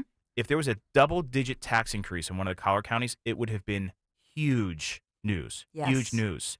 This was, if a tree falls in the woods, does it make a sound? I mean, other than us and a handful, I think there was a small story in the Inquirer, nobody was covering it. And similarly, there wasn't a lot of popular uproar. And so the question becomes, do folks not know or do folks not care? And I think it's a combination of the both. In Delaware County, we saw at a personnel meeting about 2 months ago, the controller was talking about how far over budget personnel costs were trending, and they haven't gotten to this year's budget yet, but they said that they're looking at a 19% tax increase this year, and they need 35 over the next 2. I think the reality is most people have no idea, and especially with county taxes, they don't, if you're paying, I don't know, $1,500 a year in county taxes and you get a 10% increase, it's $150 a year. I think, one, a lot of people don't notice spread out over the course of a year in escrow payments. And then for the more progressive types who are just completely immune to feeling any kind of sense of, okay, are you being good stewards of taxpayer capital? They don't care. $150, they just don't care. It's a Friday night out. And so, Republicans in the opposition party, which are Republicans in every case, and the collar counties are really going to have to come up with a strategy around this because it's not sustainable. The reality is county governments are supposed to keep the trains running on time. They're supposed to make sure the prisons are safe, the police are well funded, the district attorney's office is doing its job, streets are taken care of, parks are maintained. That's what county government is for. It's not ideological. And yet these folks have been afforded the opportunity through basically a blank check from the federal government to try to change the world through county government, and it's really dangerous stuff. Yeah, I mean, maybe we could come up with a video using AI where we show tax hikes as a pole dancer to make it exciting. I know it's not a pole dancer. I know it's not exciting. Maybe you think like, oh, we're getting into the weeds, but this is where it's at. Mm-hmm. I mean, no, it's not a sexy book ban, which was, that's what Democrats claimed. That's how they won in Bucks County. It was all about Republicans are going to ban you forever. No, I just think we somehow need to get this out here that the blue wave meant higher tax wave. That's what has happened. Yeah. Oh, and by the way, one of those school districts that flipped, Perkiomen, went and banned said books, right? So once they're in the driver's seat, it's interesting to see how people ultimately come around and do the right thing, and politics are not a consideration. But you're right. The kitchen table issues have got to be reframed in a way that resonate with folks at the state and local level, because it's the old way of messaging safe streets and low taxes has not been a winning argument for Republicans over the last 5 years. And so they're going to have to rebrand it and repackage it. I think that the thing that they have going for them in the counties is that money went to both the municipal and the school district level as well. And the same kind of bad behavior that's gone on in, the Montgomery or Delaware County courthouses is going on at school districts, is going on at the township supervisor level. And when you get one tax bill that's double digit, you're like, oh, well, whatever. Then you get the next one, particularly the school one, because it's such a big, right? And now you're saying, well, this is thousands of dollars a year. This is the difference between a family vacation. This is the difference between paying for my kids' extracurricular activities, or maybe a parochial school in a failing school district, or what have you. Then it starts to get real. And I think that that's where Republicans have to figure out how to cut through the noise and make it real, make it resonate, and not make an intellectual dollars and cents argument, but a visceral right and wrong argument. That's so true. Terry Tracy, who's president and CEO, Broad and Liberty. Can you stick around across the commercial break? Would love to. Quick break. And your calls, 855-839-1210. Maybe you have a question for Terry Tracy or for me or for us. Be right back. Tom Herr, and this is Susan Herr, Norvon, Pennsylvania. Being with Crash Proof is like being in a big family. We know there's a lot of other people out there just like us, and everyone's very happy. Yeah, they're not sad. They're not sad. I mean, we come in and we know our money's safe and it's continuing to grow. The Crash Proof system is fighting inflation for us. When prices do go up, we still have income coming in. And with the Crash Proof system, we made just under 7%. Even though we're using money, we're still making more money. And at the end, we have more money than we started with. We have those resources to make our life in retirement much more comfortable. And we can sleep at night. Yes, definitely. Only Crash-Proof Retirement can guarantee peace of mind in a legally binding, recorded financial meeting. Register for our next event happening at the Washington Crossing Inn on May 15th. Choose either the 11 a.m. or 5 p.m. event. 800-722-9728 or crashproofretirement.com. You're in pain, admit it, but Topperson can change your life for the better. We help back, neck, and shoulder pain, arm or leg pain, arthritis, and just plain old wear and tear. If you or someone you love is suffering, try Topricin. Topricin Natural Pain Relief Cream is safe, moisturizing, and odor-free. Available at quality pharmacies and natural markets throughout Greater Philadelphia. And at Amazon, Walmart, and Topricin.com. End your suffering today. Topricin. Rub it in. Use only as directed. Jumbo shrimp. How can it be jumbo if it's shrimp? Pretty ugly. How can it be pretty if it's ugly? My competitor's got a good one. Free windows with purchase. How can it be free if you got to make a purchase? Keystone Window believes truth in advertising means something. If you want better windows at an honest price, call Keystone Window today. 267-308-2500. Better windows, an honest price. Need new windows, pick up the phone. Keystone. Cards issued by Sutton Bank and Celtic Bank, members of FDIC. Terms and conditions apply. Are you the decision maker in your company? Consider this. For the first time in decades, there's a better option for a corporate card and spend management platform. Meet Ramp, the only corporate card and spend management system designed to help you spend less money so you can make more. Most corporate credit cards offer points as incentives, but those points amount to less than their worth in real cash value. Ramp's business cards offer you cash back, real money in your pocket. Plus, you control who spends what with each vendor. And Ramp's software collects and verifies receipts automatically, which means you'll stop wasteful spending and close your books in hours instead of days. Businesses that use Ramp add up to 5% to their bottom line the first year. If you're a decision maker, adding Ramp could be one of the best decisions you've ever made. And now get $250 when you join Ramp for free. Just go to ramp.com/250. Ramp.com/250. ramp.com/250. Hi, this is Dom Giordano inviting you to join me this Saturday at Mulligan Shore Bar in Wildwood, New Jersey. It'll be a very special day in Wildwood with the return of President Trump hitting the campaign trail in Wildwood, New Jersey. This Saturday night, Mulligan Shore Bar will be the place for this special event. Great food, spirits, live entertainment that evening. So come on out and join me this Saturday, May 11th at Mulligan Shore Bar in Wildwood, New Jersey, starting at 3 p.m. For more details, visit the WPHT event page on Facebook. It seems like just yesterday when I captured my son's first steps or when we recorded his soccer games on VHS tapes. Those moments are gone. But the old home movies and pictures don't need to be. That's why my son created Legacy Box. That's right, Mom. Over 1 million families have used Legacy Box to digitally preserve their old home movies and photos. Simply fill Legacy Box with your old camcorder tapes, film, and photos. They will professionally digitize and send them back on DVDs, thumb drive, or the cloud. With Mother's Day around the corner, it's the perfect time to get your Legacy Box and save your family's history. After all, few things are as important as protecting your precious memories. Give your mom a Mother's Day present she'll never forget. Legacy Box is offering a 60% discount. Order yours today and take advantage of our best Mother's Day sale ever. Visit legacybox.com/value and for a limited time, get an incredible 60% off your order. That's legacybox.com/value for 60% off. legacybox.com/value. Weather sponsored by Budget Blinds. It is a dreary finish to the work week with plenty of clouds, off and on showers. It'll be breezy and cool with a high only 56. Tonight, drying out, mostly cloudy with a low 47. And for Saturday, partly to mostly cloudy. It'll be milder with a high 66. Spring is here, and now is the time to budget. Budget Blinds is your one-stop shop for blinds, shades, shutters, custom drapery, and motorization. Visit budgetblinds.com for a free in-home consultation and the only no questions asked warranty in the business. Budgetblinds.com.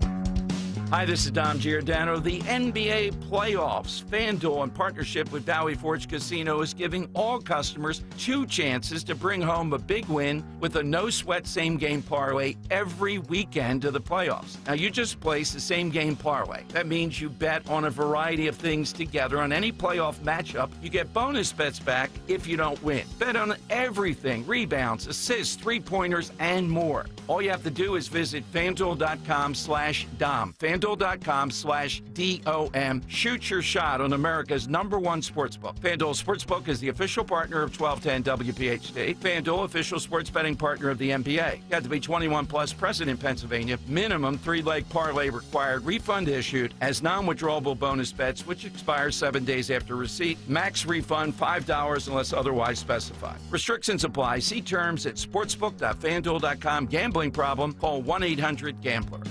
Hi, everyone. Matt here from Emmons Roofing and Siding. There are a lot of companies out there that say they do roofing, siding, windows, and doors. Some good, some not so good. Be careful of those that say buy two, get two free. Does that really make sense? Think about it. At Emmons, we don't offer gimmicks, just quality products installed by our experienced craftsmen. We do offer 12 months, same as cash financing, though. That's not a gimmick. That's because we know how tough it is for some people right now to get these projects done. If you need roofing, siding, or windows and doors, call us for a free estimate today at 856-885-6677 or visit us at callemmons.com. Kale and Company, weekday mornings, 6 till 10. Mr. President, an honor and a pleasure to have you. How you doing today? Doing good. We have some good numbers coming out. Mr. President, as of August 1st, a biological boy can change in a locker room, a dressing room. It's crazy. Boys can go into girls' locker rooms. The whole thing is crazy. No, we'll get that changed. Tell your people not to worry about it. It'll be signed on day one. It'll be terminated. Thank you so much, Mr. President. We wish you the best. Thank you very much. The 45th and hopefully 47th President of the United States of America. Start your day with Kale and Company, weekday mornings, 6 till 10 on Talk Radio 1210, WPHT, and the free Odyssey app. Chapman Windows, Doors, and Siding. Happy 30-year anniversary. Congratulations. Award-winning, trustworthy. If you need windows, doors, siding, stucco remediation, choose Chapman. And by the way, if you give them a call or you text them at 610-431-8898, or maybe you'll visit them online, chapmanwindowsdoors.com, say, happy anniversary. 30 years, Mike and Mark Chapman have been in business. And again, award-winning, trustworthy in the community. And if you're thinking about maybe some new siding or stucco remediation, think of James Hardy Plank. It's gorgeous. So many choices with the vinyl siding they offer as well. Get this on the calendar. These certified Chapman installers are the professionals you want on the job. 610-431-8898, chapmanwindowsdoors.com. Tell them Dolan sent you. Be sure to follow Talk Radio 1210 WPHT on the free Odyssey app. Download it now.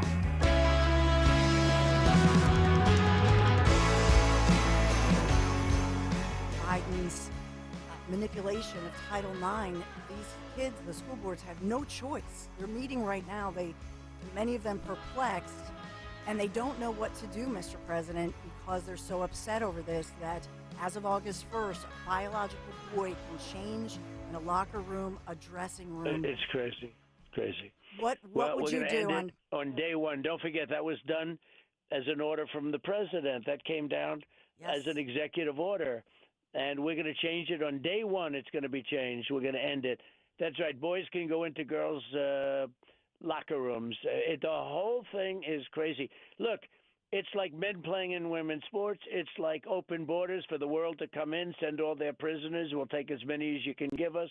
Send all their people from mental institutions. No, we'll get that changed. Tell your people not to worry about it. It'll be signed on day one. It'll be terminated. Mr. President, that was part of our interview from Kale and Company. It aired this morning, 8:30 this morning. And you heard me ask this important question, so important to so many of you, protecting girls, protecting women's sports, and keeping biological males out of bathrooms and locker rooms. That doesn't stop anybody from creating a separate area for somebody who wants a private area. It protects girls and women. That's how I see it. But these Title IX rules that Biden has now manipulated go into effect August 1st. Your reaction as we continue on with Terry Tracy, President and CEO of Broad and Liberty. I think the issue is sort of the binary way in which the issue is cast. I mean, obviously what President Trump said in the interview today is objectively true and most rational people would agree with.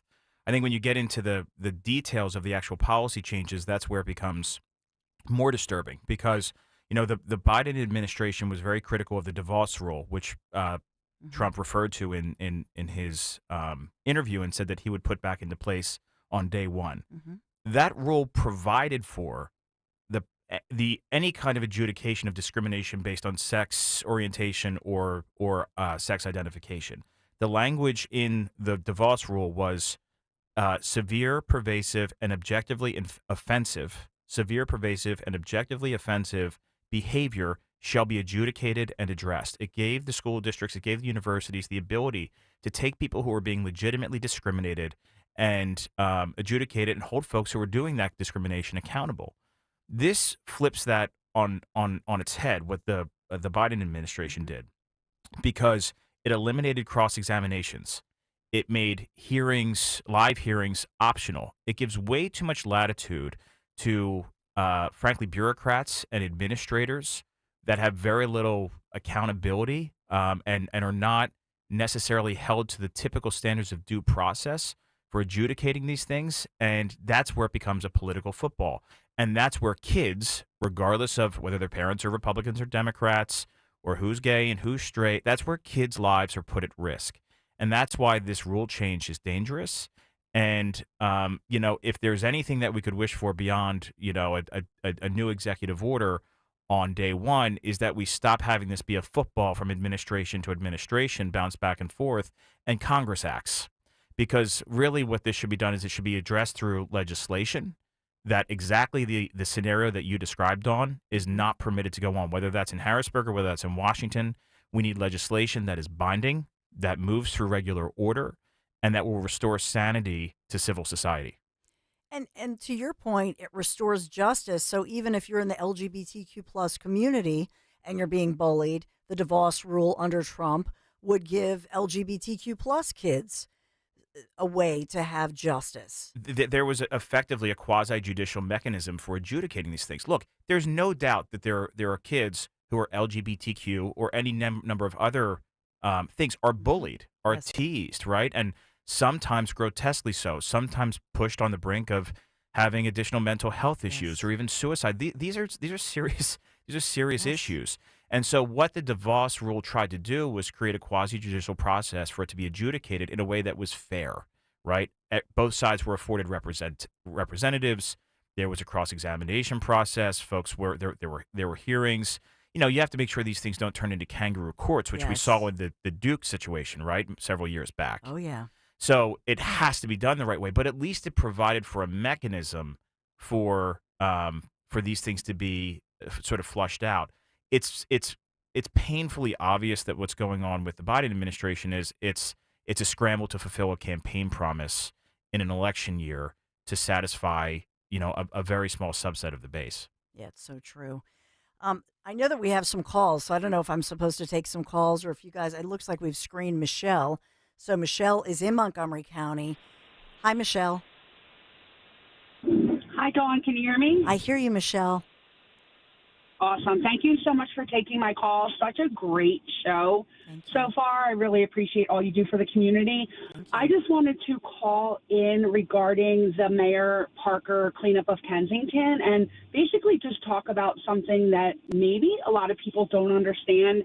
I've worked in the field of behavioral health now for almost 15 years, and, this is like the shuffle that they've been doing throughout the years, and all they're doing is moving people. And it seems great, right, because we all want people to get help, and we all want the residents of Kensington, especially the children that are traumatized by what they see. All we're doing is breeding another generation of trauma.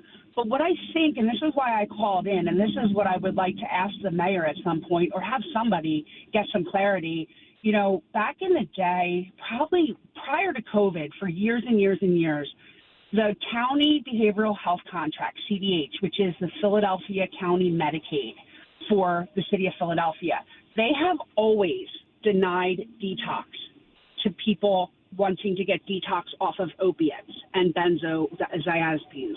They would not approve it. So what the CBH contract would give the clients looking for treatment, you can go to rehab, but you have to go on an MAT, a medication-assisted treatment, like methadone or Suboxone or Sublocade, just another opioid blocker. But they would not make you get the behavioral health counseling that's supposed to couple the medication-assisted treatment. So I just was at an event last night for substance use disorder, and CBH is, again, denying detox for clients wanting to get off opiates. They're mandating only to be able to go on an MAT.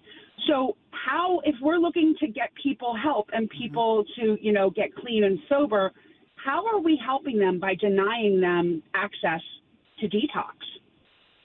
Yeah, and I thank you, Michelle. I'll do, this is another longer piece that I'll do a deep dive into. Yeah. because I know that there are all of these different but this is where policy matters, and that's your point. Ultimately, the policies have changed and not for the better, and the headlines certainly don't tell us that. So I hope you call, because obviously this is your business. You're a caring mom in Montgomery County. So thank you, Michelle. I want to hear from you again, but I'll have Terry Tracy respond to this, allow you to respond to it as well, as far as policy changes have been made. And I do think that this represents money not always going into the right places to directly deal with what we need. Yeah. And ideology influencing the scientific and medical community as well. So I made a note of that. I'm not familiar with the specifics, but we will certainly look into it. And Dawn, if we find something more on it, I'll keep you posted, and perhaps there's a story there. But and again, not being an expert in that particular matter, I think that there are any number of examples, whether it's been emptying our jails, closing mental health institutions, obviously the crisis at the border, where progressive ideology has basically taken over rational thinking. Yes. Right within our various institutions, and so we don't have, for the party of trust the science, we rarely have this scientific method ultimately yielding how we inform policy decision making. And you said it earlier in the show, and leadership matters. You just said it here, policy matters. Yes. And so we've got to get back to a place where we don't have ideologues in the driver's seat in too many of these important institutions that are driving policy changes, usually through unelected bureaucracies or institutions where they're rarely democratically responsive. And so the people's voices, the callers' voices, are too often unheard. Yeah, it's so true. And that's why, my question to to former President Trump, I know it was, I wanted to add that local flavor to it. I could have asked it in a 5-second way, but I wanted to insert into it. There are parents right now, I know many of them, and some of them are probably on hold right now to call in, who are saying, okay, honey, talking to the grandparents, how do we send our kids to private schools, because our daughter is middle school, high school, and this is an issue, and she's already been going into the bathroom, and there's a boy in there, and we just don't want to deal with this. Well, let's be clear. The dismantling of the encampments in Kensington at the University of Pennsylvania this morning were, and I perhaps I didn't underscore this point enough in my earlier remarks, were symbolically important. Yeah. But they are far from solving the underlying social ills. Yes. The reason we had the Kensington encampment for years, the reason why you have these students willing to chant, set the empire ablaze, or death to America, or, divest in Israel, is because of the capture of a certain ideology within these key institutions that allows very little in the way of actual debate or a robust sharing of all of the information or facts, and very little in defending or even, promoting American constitutional ideals on a consistent basis that sets the context for these things to be able to become such a problem. And so the underlying issues of, fentanyl flowing through our borders, failing education system, addicts on our streets, lack of enforcing the laws, a profound misunderstanding of the Israel-Hamas conflict and its historical importance and significance and how we got here is why these things exist. And Mayor Parker and Josh Shapiro, John Fett, they're not going to fix them in a day. And there's going to be lots of implications for these decisions. But symbolically, they demonstrate a step towards rationality, a return to rationality. Yeah, I hope you're right. But at the same time, I also feel like there's a concern over the look during an election year. We see more people paying attention. And so it feels like they're worried about the look. They don't want these ugly encampments in, let's say, at the U of Penn ahead of graduation. So, I remain skeptical, but I always give credit for a win, when credit's due, because this is a victory for Philadelphia. We just went through, I think part of the bias in my perception on this is that we just went through 8 years of having a mayor. Yeah. And with Tom Wolf, a governor that was completely obtuse to any of those considerations, right? I mean, Tom Wolf was out to lunch, and Jim Kenney was a progressive no-show. And so we had actually got to a place where we thought even those kinds of good old-fashioned, let's clean up the streets before an election, at least the streets got cleaned up. These guys didn't clean the streets. They just didn't care. Ideology was so powerful in their minds that any question of let's make sure it looks like we're functioning before we get to Election Day went out the window, was no longer a consideration. You know what this would be? If what you're describing is true, Dawn, it would just be regular bad. Yeah. And I will take regular bad any day of the week over what we've had in the city of Philadelphia over the last 8 years. Thank you, Terry Tracy. I want to play. This is Senator Bob Casey of Pennsylvania, who was asked by a reporter about basically being a rubber stamp. And this is, Casey, at this point, we know Dave McCormick, who's a Republican, who is, campaigning against this is an incumbent.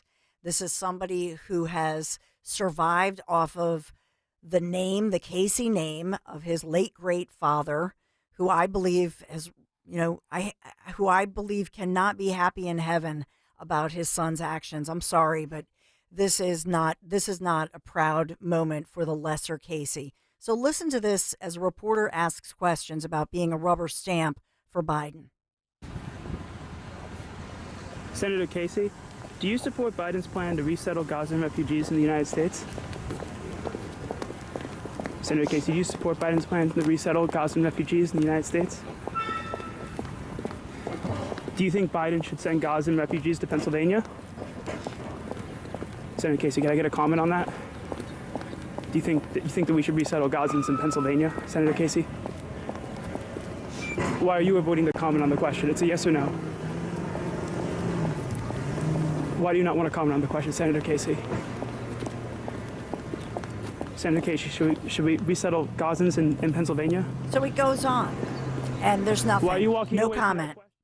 And so you see Bob Casey just refusing to respond. He's asked multiple times about this, but he's allowed to. This is his campaign. His entire campaign is just hiding and not giving answers on his policy or the fact that he's a rubber stamp for Biden and voting on all these Biden policies. But right now, he's winning in the polls by remaining silent. I remember during the first Trump impeachment over the Ukraine issue, he made a lot of noise relative for Bob Casey, because there's the genius of his politics is he does absolutely nothing, right? So that whether you're a progressive or whether you're a moderate or whether you're a legacy Republican with an affinity for his father, you can sort of project whatever you want upon him, and he seems unobjectionable. But in the few times he did speak on the impeachment, I remember him commenting on how horrible it was that a sitting president would dismiss Congress's authorization to send arms to an ally in order to protect them in a time of need. And that was a reason that he justified supporting the first Trump impeachment. Well, isn't it interesting, just sort of in a related matter, considering what the reporter was just asking in that clip you paid, here we have another scenario where we have a sitting United States president who was authorized by Congress to send armaments to an ally in a time of need, in a time of conflict. And that rose to the level of impeachment during the Trump administration. And here with Biden, we get absolute silence. The McCormick campaign is within the margin of errors. The polling this week showed both the presidential and the Senate race within the margin of errors. Trump's slightly up, McCormick slightly down. I think the McCormick campaign has been sort of, slow and steady wins the race, building name ID, sharing Dave's story, and he's been publicly very critical of Casey, and Casey's been slow to respond. But I think with the way this race seems to be going, the Casey campaign is going to have to step up its response besides, we passed a bill that helps seniors and veterans. I don't think puppies and rainbows and butterflies is going to win this race for Bob Casey. It's the toughest race he's ever had, and he's going to have to defend his positions, and he's going to have to take a position on these issues that matter most to the electorate. Of course, the question that I always come back to, given what I do for a living, is where will the press be? Is there going to be? We know. Right? What is the mechanism by which the messages of the two campaigns can get out? I will say it was good that Casey, I forget whether he proposed, but either way, the two camps agreed to 3 debates. Yes. And one in Philadelphia, one in Harrisburg, and one in Pittsburgh. I think this is an issue this is a race where those debates could really mean something and move things on the margins, because he's not going to be able to do in those debates what he did to that reporter in that clip. That's so true. Can't remain silent. Well, Terry Tracy, as always, my friend, Broad and Liberty. Everybody knows where you are and what you do, and we can't thank you enough. My pleasure, Dawn. Thanks so much. Have a great weekend to you and to everyone listening. Thank you so much, Terry Tracy, CEO and President, Broad and Liberty, broadandliberty.com. So gracious with his time to talk about the real issues. We'll take your calls, 855-839-1210. I'll talk Trump for, give some, you want to hear this. We'll talk Trump. We'll have some updates. Be right back.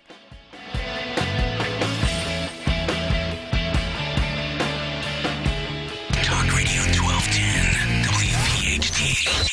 Prescriptions require an online consultation with a healthcare provider who will determine if appropriate. Restrictions apply. See website for details and important safety information. Subscription required. Price varies based on product and subscription plan. Hey guys, did you know there's a generic form of Viagra that works just the same but is 95% cheaper? And you can get it online at hims.com/joy. Through Hims, you'll get a free medical consultation to determine the ED medication that's best for you. Discreet shipping if prescribed, a 100% online process, and a range of treatment options, including trusted generic alternatives to the name brands, at up to 95% off. ED is personal, and at Hims, so is treating it. Just go to hims.com/joy and get connected to a licensed medical provider online for free, with zero copay, no expensive appointments, and no awkward face-to-face conversations. To start your free online visit, you need to go to this exclusive address, hims.com/joy. That's hims.com/joy for your free online visit, hims.com/joy. This is Dr. Marianne Ritchie. Tune in to Your Radio Doctor every Saturday afternoon at 5 here on Talk Radio 1210 WPHT for the latest healthcare news and information, because your health is your wealth. That's Your Radio Doctor, Saturdays at 5. See Joe Conklin and the City Rhythm Orchestra in a tribute to Philly sports fans on the Boardwalk in Ocean City, New Jersey, Saturday, July 13th. For tickets, go to joeconklin.com. Hello, Saver. Whether you're